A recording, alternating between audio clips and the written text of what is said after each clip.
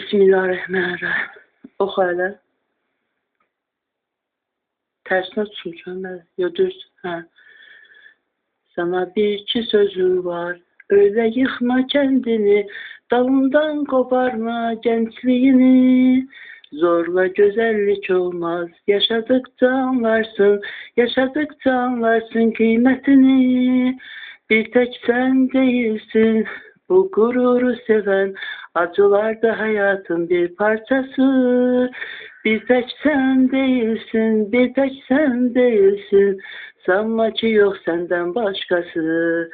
Bir tek sen değilsin, bir tek sen değilsin. Bu dünyadaki ilk terk edilen. Bir tek sen değilsin, bir tek sen değilsin. Unutmalı güveren son gülen. Ben güveren bilmez, ne demek?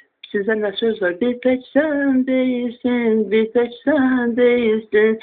Bu dünyadaki ilk terk edilen.